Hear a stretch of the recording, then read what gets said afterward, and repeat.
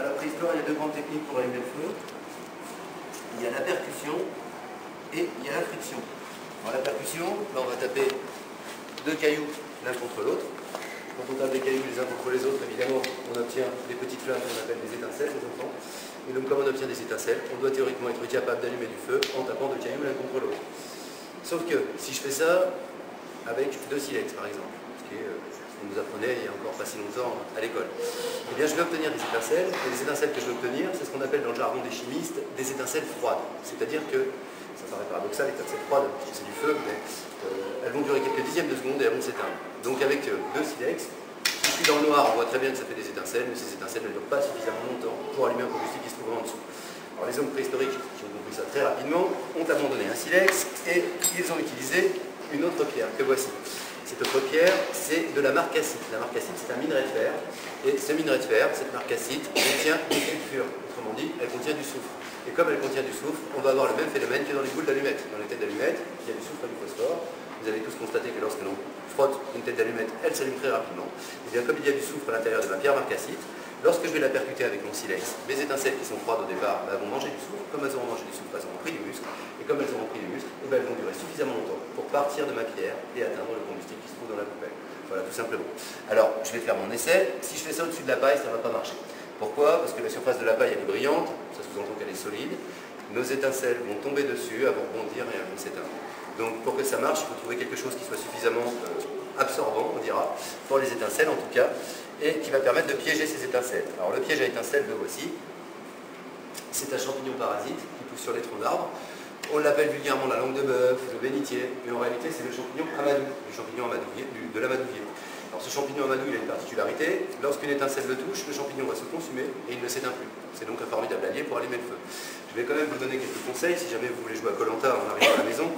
Lorsque vous cueillez votre champignon amadou, il ne faut surtout pas le faire sécher. Si vous le faites sécher, il va devenir très dur comme celui-ci, les étincelles vont tomber dessus, elles vont rebondir et elles vont s'éteindre.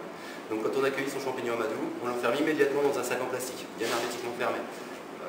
Les hommes préhistoriques ne possédaient pas de sac en plastique, ils utilisaient des sacs en peau ou des sacs en écorce. Il y a un monsieur l'autre fois qui m'a dit le sac mammouth, je ne sais pas ce que vous en pensez. Alors ensuite, on ouvre son sac mammouth, on vérifie qu'il y a bien des gouttelettes de condensation à l'intérieur, ça nous indique que le champignon il a bien gardé toute son humidité.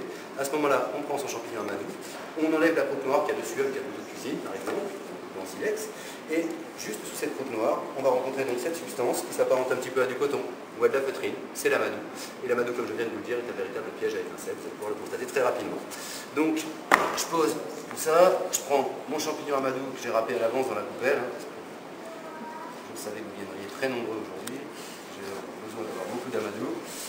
Je vais donc prendre ma marcassite, mon minerai de fer qui contient du soufre, mon silex qui provoque des étincelles, et je vais percuter au-dessus de mon tas de champignons amadou. Alors, habituellement, lorsque les hommes préhistoriques faisaient ça, on va s'imaginer qu'ils étaient dans l'obscurité la plus totale, à l'intérieur d'une grotte. Ils voyaient donc toutes les étincelles produites par leur pierre et ils pouvaient diriger les étincelles vers leur tas de champignons amadou. Mais moi ici, comme il fait très jour, mes étincelles, je vais en voir que très peu, à peine 1%. Il va donc falloir que j'attende, petit bonheur la chance, que l'étincelle parte de ma pierre, touche mon champignon et allume mon champignon. Alors dit comme ça, on a l'impression que c'est très hasardeux, mais ne vous inquiétez pas, c'est très rapide, c'est moins d'1 minute pour obtenir une braise. Ça va très vite. Alors c'est parti. On y va.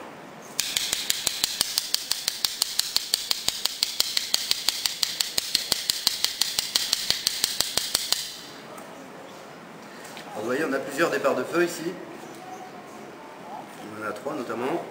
Alors, il y a des proverbes en France, on adore ça. On dit notamment qu'il n'y a pas de fumée sans feu. Mais là, on peut vérifier que ce n'est pas tout à fait vrai. On pourrait laisser la coupelle se consumer complètement. Il y aurait énormément de fumée, mais il n'y aurait pas une seule flamme. Donc on pourrait dire qu'il n'y a pas de fumée sans combustion, mais sans feu, c'est parfaitement possible. Alors, je vais récupérer donc cette petite braise.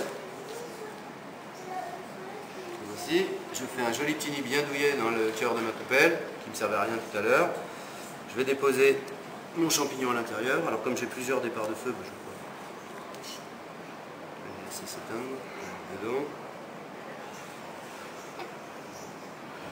Vous voyez, je parle beaucoup, donc ça part un peu long, hein, mais en moins d'1 minute, on obtient tout ça, très rapidement. On obtient la flamme. Alors oui, ça sent le soufre parce qu'il y a du soufre dans la marcassite. Ouais.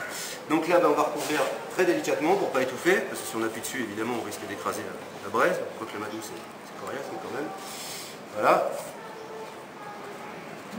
Et maintenant, il y a 2 techniques. Alors, je m'amuse souvent avec ça. Quand on est à l'extérieur du musée, on peut utiliser la technique Corse. On pose. On attend. c'est la tramontane qui va faire le travail. Mais ici, ça risque d'être un peu difficile. On va donc utiliser la bonne vieille technique. On va souffler dessus. On va s'enfumer les poumons au passage, ce qui n'est pas très agréable. Faire attention, fumer du champignon, on va des mammouths roses après, hein, les enfants.